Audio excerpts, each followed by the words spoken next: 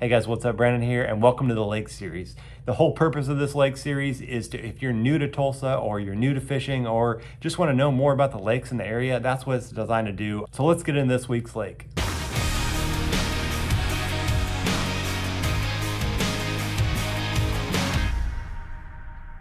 Okay, so this is Hominy Municipal Lake. It is a 165-acre lake. It's located just northwest of Tulsa, about a 50-minute drive. So being a pretty small lake, it's a good lake for kayak anglers or if you just want to get out and boat and just cover ground and fish, really. Not a lot of time wasted driving around the lake searching for things. So how this lake kind of sets up, it's fed by, I believe, I couldn't find exactly what that creek's called. I'm assuming this is Hominy Creek that also drains down into Skytook as well. But Hominy Creek here feeds this big arm, this main arm of the lake. And then it is a spillway style dam. It's a concrete style dam that, it overflows and runs down this creek, which I assume goes down into Skytook Lake. And just judging by the dam spillway system and there being a house down here and other things, I'm guessing this lake doesn't get a lot of flow. If we look down here at the boat ramp, fairly open. It's got a little dock on the side, fairly easy for boats or kayaks to launch in this area. There's also a ramp over here. I'm not sure if that's private or not. There are some private residents around the edge of the lake as well as camping, so it could be both, but I would, if you're not sure, I'm not, so I played it safe and hit the main ramp right off here off the highway.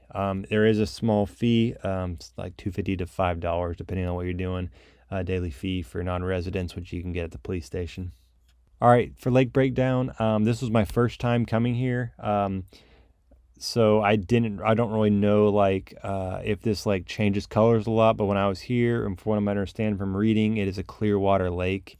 It has some bulrushes and cattails. It has rock, a little bit of standing timber, and a bunch of some docks, as you can see along the edges here.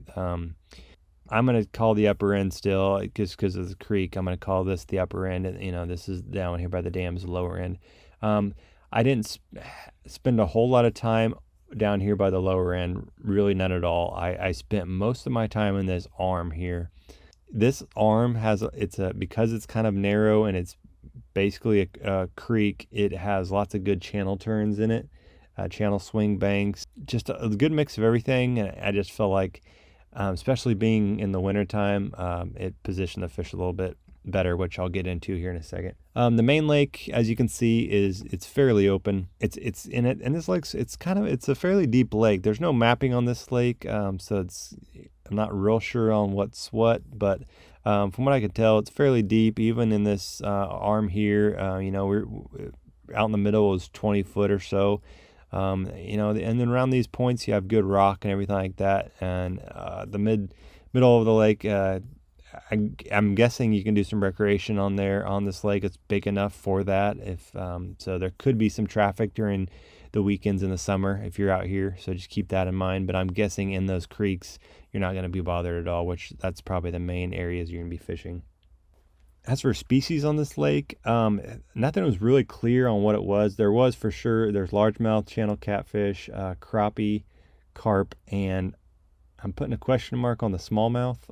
I did read it in a couple different articles, but I'm not sure on that.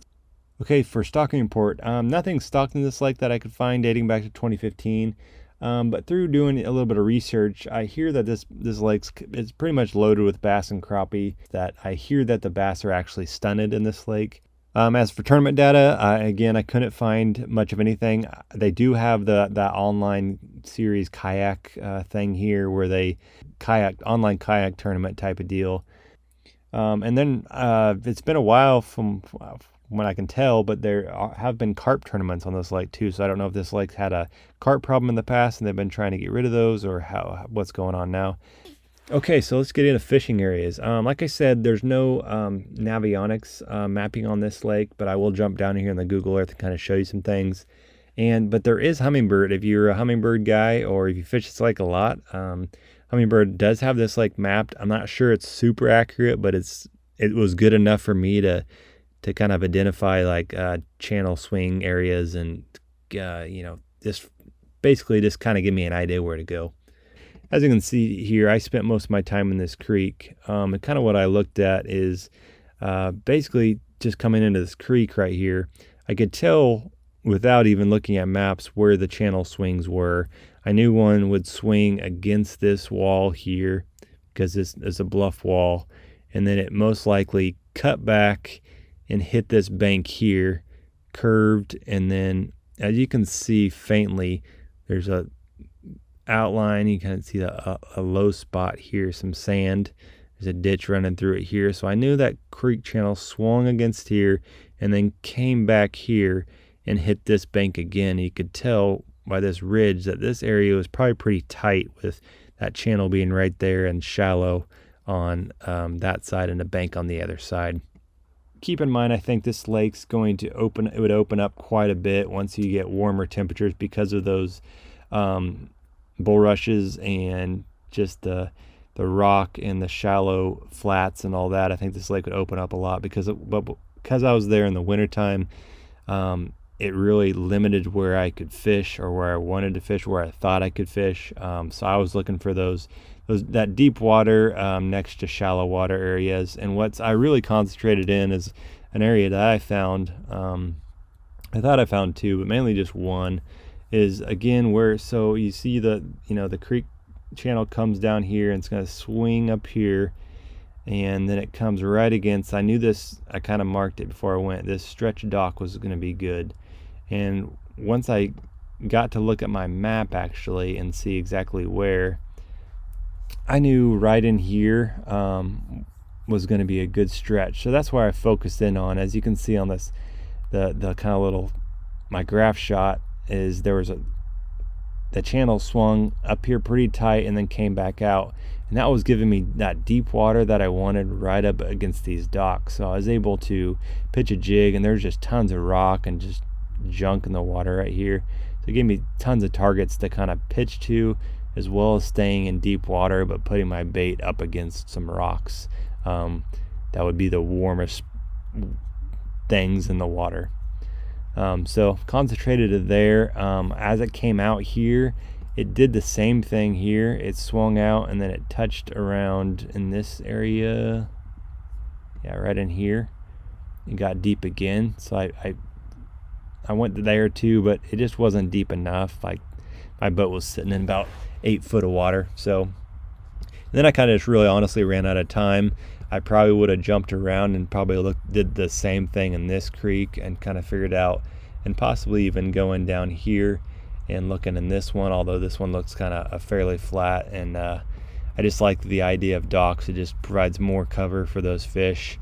And you can get on your maps and mark all this stuff. Like I noticed on this little edge right here, this is all these little standing timber and rock right through here on this edge. If you could go through and mark that, it's potential fish could be holding it on there. When they're not up here in this grass, they may slide out and hold on this kind of stuff. But just something to look at, something to keep in mind. This right here, where you're getting that shallow flat right to a deep transition, that's a good spot too. So just looking at that kind of stuff, especially if you're a kayak angler, you're going to be able to get in a lot of these spots and really be quiet and kind of key in on some stuff that a boat may not be able to. I think this lake, maybe all these lakes, I need to go back and hit in the wintertime, in the summer, and then the fall, and kind of so I can get a good, well-rounded see how they set up and how they fish throughout the year. It looks like the population's good, and if you just want to go out and catch some fish, this is probably a good lake to give it a try. So, as always, guys, thanks for watching, and I'll catch you on the next one.